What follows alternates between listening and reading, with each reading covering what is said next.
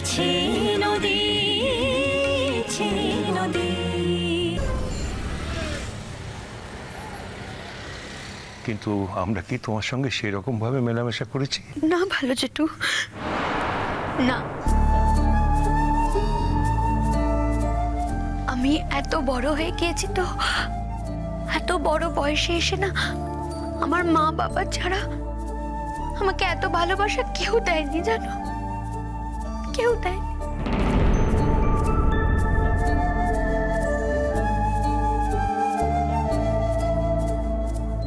তাহলে চলে যাচ্ছ কেন অদ্রিজা? আন্টি, যখন এটা কালকে প্রমাণিত হয়ে গেছে যে এবারে কিছু কিছু লোক পাবে আমি ইচ্ছাকৃত মেঘলার ক্ষতি চাই, আমি ইচ্ছে করে মেঘলাকে ঠান্ডা জলটা খাইয়ে দিয়েছি। এটা শোনার পর তো এক মুহূর্ত আমার এ বাড়িতে থাকা উচিত নয়, বলো? আন্টি, একটা কথা জানো তো, মেঘলা আমার বোন, আমরা একসঙ্গে বড় হয়েছি, অনেক ঝগড়া হয়েছে, অনেক মান অভিমান হয়েছে আমাদের। হ্যাঁ, এটা ঠিক, জানো তো, মেঘলা ঝগড়া করতেই পারে না।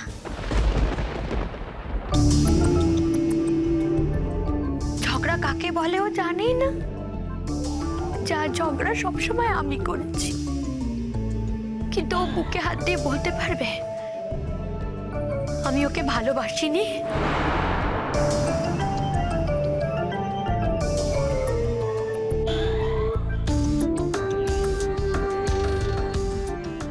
অদ্রিজা, আচ্ছা ঠিক আছে, কালকে পিকলু তোমাকে একটা হার্শ কথা বলে ফেলেছে।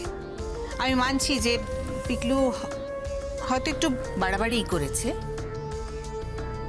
কিন্তু এটা তো তুমি বুঝতে পারছো যে কালকে ওরকম সময় যখন ওর গলাটা চোখড হয়ে গেছিল তখন তো আমরা সকলে ভীষণ টেনশনে ছিলাম।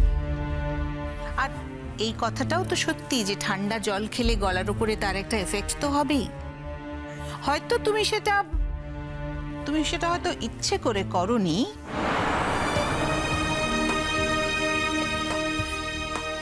তুমি বলো না ভালো জেঠি, তুমি বলো। আমি তখন এটা ভাবছিলাম যে কিভাবে কিভাবে ও ওষুধটা খেতে পারে। আমি কৃত্রিম খুঁজে খুঁজে ওর কাছে গিয়ে ওকে ওষুধটা খাইয়ে দিলাম। হ্যাঁ, এটা ঠিক, এটা আমি স্বীকার করছি যে আমার ঠান্ডা জলে ওকে ওষুধটা খাওয়ানোটা ঠিক হয়নি।